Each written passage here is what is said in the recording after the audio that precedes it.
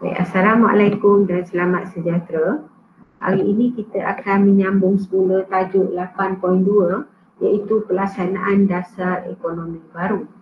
Okey, pelaksanaan dasar ekonomi baru ni seperti yang kita ketahui dia mempunyai strategi serampang dua mata iaitu menyatu padu menyusun semula masyarakat dan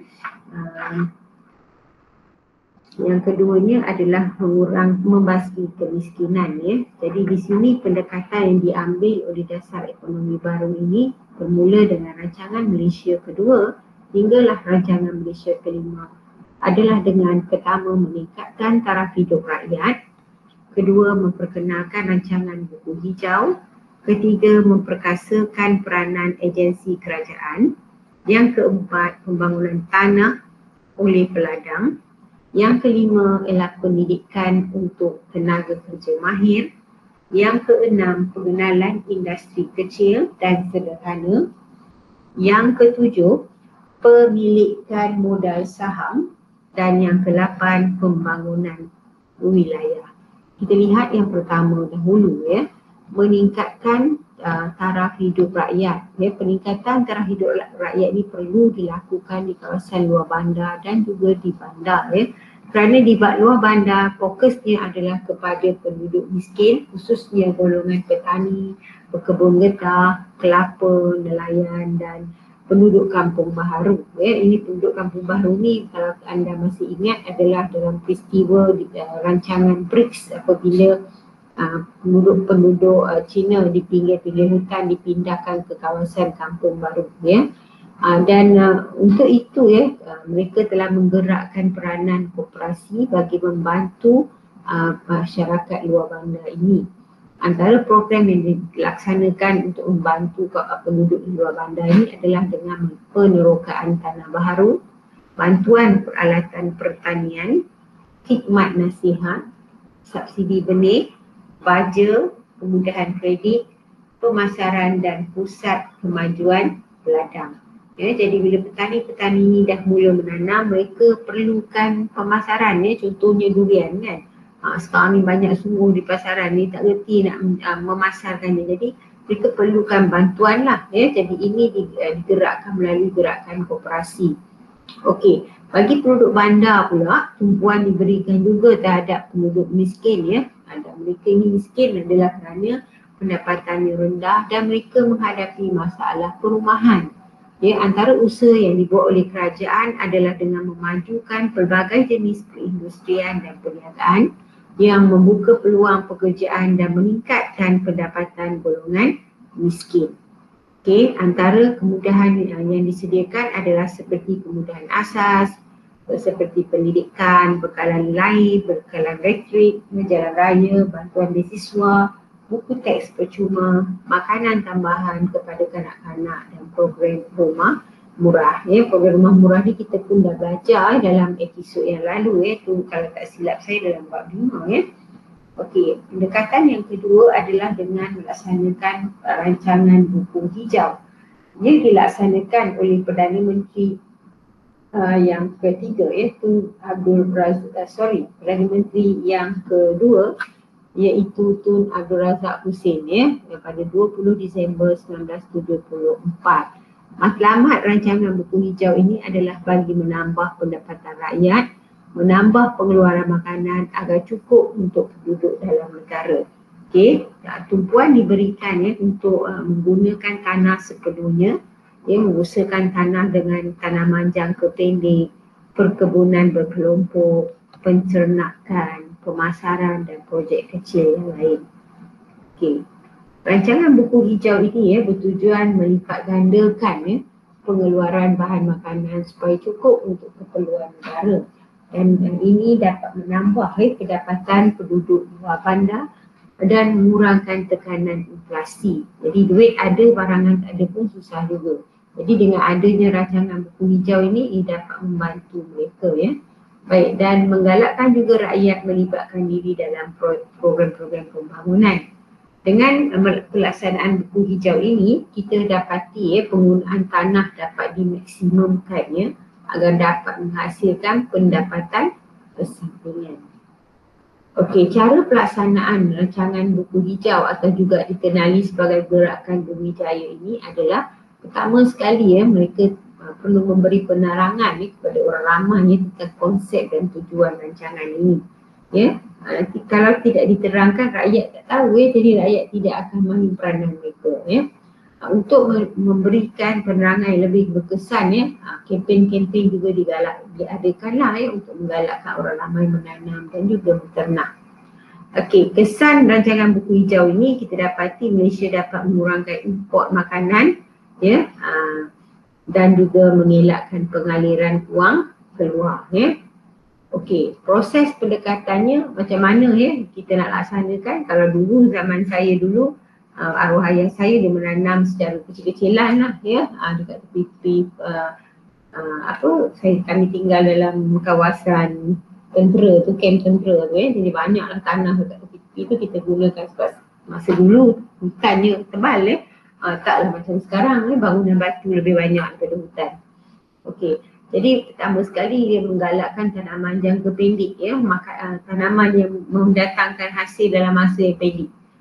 Dan kita tanam juga tanaman selingan dan bukan selingan seperti jagung, sekui, kacang tanah di samping itu kita menternak haiwan lah dan juga memelihara ikan air tawar. Okey, dan untuk membantu memasarkan jika dia menanam tu berlebihan lah ada hasil lebihan seperti macam saya kemarin saya tanam arwah ayah saya tanam tu untuk memakai sendiri saja bukanlah untuk dipasarkan. Tapi ada juga yang menanam untuk pemasaran dan di sini farmer memainkan peranan yang penting lah selain lembaga pertubuhan peladang dan agensi yang lain. Okey, jawatan kuasa petugas rancangan buku hijau di peringkat negeri dan daerah dikukuhkan untuk memastikan rancangan ini sampai ke peringkat yang lebih ke kampung-kampung maka agensi ataupun jawatan kuasa ini perlulah memainkan peranan ini. Di peringkat negeri kita lihat jawatan kuasa ini telah dipengerusikan oleh Menteri Besar dan di peringkat daerah ia dipengerusikan oleh pegawai daerah. Jadi jawatan kuasa ini sebenarnya berperanan mengkaji dan mengesan kemajuan keseluruhan rancangan pembangunan buku hijau ini. Okey, selain daripada pendekatan menggunakan rancangan buku hijau, langkah ketiga yang diambil adalah pendekatan oleh peranan agensi kerajaan Ada beberapa agensi kerajaan seperti Lembaga Pertubuhan Peladang, Pihak Berkuasa Kemajuan Pekebun Kecil Perusahaan, Lembaga Kemajuan Ikan Malaysia, LKIM, Lembaga Beras dan Padi Negara.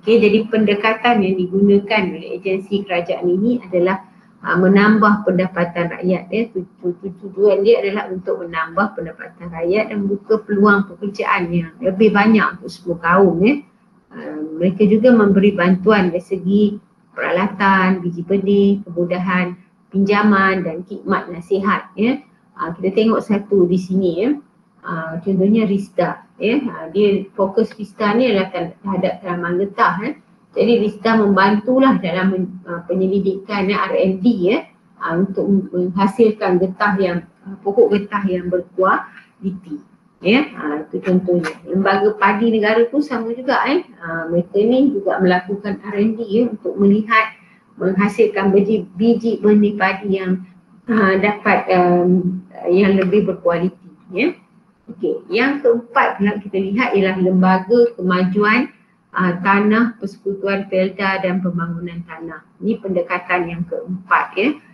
Felda ni peranannya dia buka tanah buka tanah secara teratur dan dia kemudian dah buka tanah dia pindahkan penduduk luar bandar yang miskin ni ke kawasan Felda. Kalau awak masih ingat kita ada penyanyi nama Mawi dulu dari kawasan Felda lah Okey. Felda ni tanah dia adalah seluas 10 ekar dan mereka gunakan tanah ni untuk tanam kelapa sawit dan juga getah selain membina rumah kediaman mereka sendiri. Di dalam kawasan Felda ni semua kemudahan disediakan lah seperti klinik, sekolah, pengangkutan koperasi dan terdapat juga Felda yang dibuka untuk suku kaum contohnya kaum Cina dan India juga menjadi peneroka kelapa sawit dan getah. Contohnya di Felda Lurah Bilut di Pahang, Felda Keratong di Pahang dan Felda Sendayan di Negeri Sembilan. Okey, Tahukah anda Lurah Bilut Bentong Pahang ini adalah Felda yang dipilih sebagai rancangan pembangunan berkelompok yang pertama. Berkelompok ni maksudnya yang merangkumi 3 kaum dan kerja-kerja pembinaan, penanaman semuanya dilakukan oleh mereka bersama-sama together secara bergotong royong. Okey, kerjasama kita lihat Felda juga telah menjalinkan kerjasama dengan kerajaan negeri, dengan Yayasan Sabah dan juga dengan kerajaan Sarawak Jadi dengan kerajaan negeri kita dapati dia perlu kerajaan persekutuan dia tak boleh bagi tanah. Tanah mesti diluluskan di Dewan Undangan Negeri. Kalau nak buka tanah, nak minta tanah, nak bina lebuh raya, nak guna tanah kerajaan tu mesti dapat kebenaran daripada kerajaan negeri. Yang keduanya Felda Yayasan Sabah ni kesannya dengan kerjasama ini lahirlah Felda Wilayah Sahabat di Lahad Datu dan Felda Umas di Tawau. Manakala kerjasama Felda dengan Sarawak ni pula telah dapat dilihat melalui Sarawak Land Consolidation dan Rehabilitation Authority atau SACRA yang buka ladang kelapa sawit. Okey. Baik, seterusnya kita lihat pendekatan yang ke-5 kalau tak silap saya. Lembaga Kemajuan Tanah Persekutuan LKTP atau Federal Land Development Authority. Kita masih bercakap tentang Felda lagi bila ia ditubuhkan. Semua maklumat ni anda boleh scan daripada muka surat 170 Felda. Saya scan lagi sana 1 Julai 1956 kita dapati Ordinans Kemajuan Tanah 1956.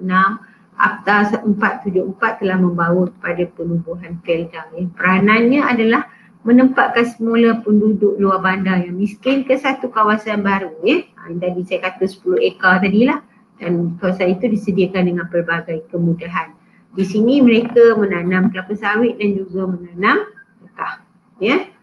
Jadi ini Felda peranan dia lah. Dalam tahun 1990 Felda telah tidak lagi membuat pengambilan peneroka baru untuk ditempatkan di 317 buah rancangan di seluruh negara.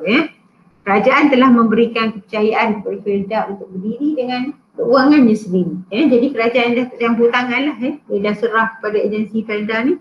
Felda ni lah yang menguruskan dan Felda merupakan sebuah badan berkanun yang boleh menjana pendapatannya sendiri. Jadi sebuah badan berkanun ni dia mempunyai keuangannya sendiri yang mereka uruskan. Di sini Felda boleh menjana pendapatan Felda dan berkembang melalui perniagaannya. Jadi dia buat perniagaan lah. Fokusnya ada terhadap tanaman kelapa sawit dan getah.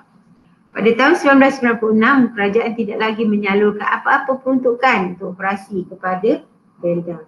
Sebab Felda telah boleh berdiri sebagai sebuah badan berkanun yang boleh menjana pendapatannya sendiri. Felda telah melancarkan beberapa entiti korporat swasta untuk memastikan rantaian nilai yang melengkapi aktiviti trustnya. Jadi ini cara bagaimana Felda terus memainkan peranan menambah pendapatan. Okey, contohnya kita ada Felda Holding Sendirian Berhad, Felda Plantation Sendirian Berhad, Felda Global Ventures FGV. Dan di sini kita dapati Felda telah berusaha menambah pendapatan peneroka dan petugas Felda melalui Koperasi Pemodalan Felda KPF dan juga menyenaraikan FGV ataupun Felda Global Venture di dalam Bursa Saham Malaysia pada Jun 2012. Berapakah harga pasaran saham itu sekarang? Tolonglah awak Google, beritahu saya nanti berapa harga seunit FGV sekarang. Satu masa dulu FGV ni dapat menghantar pelajar, memberi beasiswa kepada pelajar untuk melanjutkan pelajaran ke luar negara.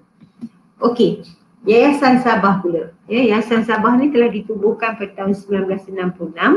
Tujuannya adalah menyediakan pendidikan untuk rakyat Sabah dan memberi peluang bagi pengagihan kekayaan ekonomi yang seimbang untuk rakyat Sabah. Bidang Yayasan Sabah ni telah menceburi beberapa bidang agro, peladangan, perkapalan, pembangunan hartanah, industri makanan, perikanan dan industri minyak. Itu adalah SALCRA. Okey, Sarawak, itu bukan SALCRA, itu adalah Sarawak Yayasan Sabah. Sekarang kita tengok Sarawak pula, SALCRA, iaitu Sarawak Land Consolidation Rehabilitation Authority. Dia telah ditubuhkan dalam tahun 1976 dengan aktivitinya berfokuskan kepada perhutanan, peladangan dan pertanian. Jadi antara ladang kelapa sawit yang diusahakan adalah seperti di wilayah Bau Lundu Serian, di Seri Aman, di Saratok Sabah, Saratok Saribas di Sarawak. Maafkan saya. Okey, kaedah yang pendekatan yang kelima adalah dengan pembangunan wilayah, iaitu program pembukaan tanah untuk industri getah dan kelapa sawit melalui agensi-agensi berikut. Pertama adalah Kejora atau Lembaga Kemajuan Johor Tenggara. Kedua, Lembaga Kemajuan Kelantan Selatan. Dan ketengah, iaitu Lembaga Kemajuan Terengganu Tengah. Serta UDA atau Urban Development Authority atau Perbadanan Pembangunan Bandar. Jadi agensi-agensi ini yang terlibat dalam pembangunan wilayah ini berperanan dalam sektor pembangunan industri dan pembangunan bandar. Okey, jadi kawasan industri di Tun Hussein On, Ceras dan Bandar Baru sudah di Skudai. Mereka ni mainkan peranan, ini projek yang sudah laksanakan. Okey, yang keenam adalah melalui pemilikan modal saham. Di sini sebab diperkenalkan pemilikan modal saham ini adalah untuk menggalakkan kaum Bumiputera, ejaan salah di sini, ketinggalan dalam pemilikan saham syarikat perdagangan. Jadi bila orang Melayu tidak terlibat, tidak mempunyai saham, maka kadar kemiskinan itu tidak dapat, jurang kemiskinan itu tidak dapat didapatkan. Okey, kesannya wujudlah perbezaan taraf hidup dan jumlah pendapatan antara kaum Bumiputera dan bukan Bumiputera.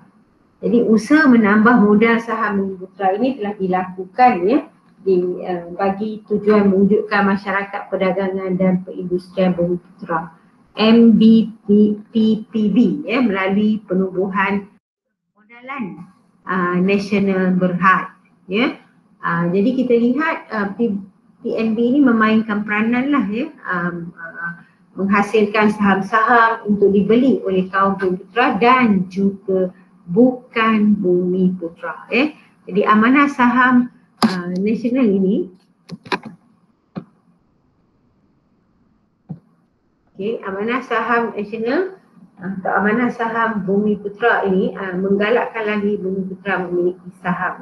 Dan amanah saham Malaysia ini adalah untuk pembelian orang-orang bukan Bumiputera. Ini kita boleh lihatlah, ni dekat sekolah kita je Rokuri kan. Dia punya office pun dekat sekolah kita dekat Green Town tu. Okey, yang ketujuh adalah pengenalan industri kecil dan sederhana atau IKS. Maksudnya ia merujuk kepada industri pembuatan barangan menggunakan modal yang kecil. Menggunakan modal yang kecil dan tenaga kerja yang terhad. Tujuan dia diperkenalkan IKS ini adalah untuk membaiki taraf hidup rakyat, serta menambah daya pengeluaran dan pendapatan. Dan yang penting sekali ialah melahirkan usahawan muda yang dapat menyumbang untuk ekonomi negara. Apakah antara contoh industri kecil dan sederhana ini? Seperti kraft tangan. Kalau kita pergi ke Lumut, kita boleh lihat mereka buat keychain daripada kerang, daripada terumbu karang, ataupun kita boleh lihat kelabu sayung, di Sayung, Kuala Kangsar, macam-macam lah kraft tangan lagi yang kita boleh lihat tempurung kelapa yang dibuat tabung, berbagai bentuk hiasan lagi, batik, itu semua. Pakaian lah batik. Makanan tu banyak juga seperti bahulu, keripik-keripik, dan juga industri inak desa. Inak desa ni homestay lah. Jadi itu adalah industri kecil. Jadi antara contoh industri kecil yang berjaya lah seperti Best Farm Company, Nurul Food Industry Enterprise, Ramli Food Processing Berhad. Ini awak sukalah sebab suka makan Ramli Burger kan. Faiza Marketing Sendirian Berhad. Ini Faiza ni dia hari tu ada bagi bantuan kepada sekolah kita untuk program Ihya Ramadan ya. Okey, jadi industri kecil ni dia modal dia kecil je tapi dia orang ni pun daripada orang kampung Jadi mereka ni memerlukan bantuan lah, memerlukan pinjaman wang, memerlukan insentif, memerlukan nasihat. Semua ini diperolehi daripada agensi-agensi inilah contohnya Bank Bumi Putra, Perbadanan Nasional Berhad, Bank Pertanian Malaysia, dan sekarang dipanggil Agrobank skim pinjaman khas pertanian serta amanah ikhtiar Malaysia. Okey, jadi yang ke-8 ni adalah pendidikan tenaga kerja mahir Jadi untuk melaksanakan dasar ekonomi baru, kerajaan juga memerlukan tenaga kerja mahir. Dan ini boleh dilakukan melalui peranan sekolah lagi di mana sekolah telah memperkenalkan subjek kemahiran hidup. Ini kakak-kakak awak belajar dulu kemahiran hidup. Awak tak belajar sebab awak belajar RBT reka bentuk dan teknologi. Jadi dalam subjek kemahiran hidup ni pelbagai kemahiran diajar kepada murid-murid. Seperti awak belajar dalam RBT tu dia more to robotik dan menghasilkan inovasi baru saya tengok hari tu penghasilan loket lah, lampu tidur lah macam-macam murid kita ni buat kreatif jugalah Okey, pendidikan menengah pula kita ada 2 jurusan ni kita dah belajar sebelum ni dengan laporan keciciran Aminuddin Baki di mana kita ada sekolah 2 jurusan iaitu jurusan akademik dan jurusan vocational. Sekarang kita lihat ada je sekolah-sekolah vocational kan macam di Lebuh Catur dan juga di Persiaran Brush dan di samping itu selain daripada sekolah teknik, sekolah vocational mereka juga ada maktab perguruan teknik. Politeknik juga ada Universiti Teknologi Malaysia, Universiti atau dulunya sebagai Institut Teknologi MARA. Okey, jadi selain daripada itu kita lihat sekolah ataupun maktab ataupun universiti ini telah menawarkan khusus kemahiran bagi menampung tenaga mahir.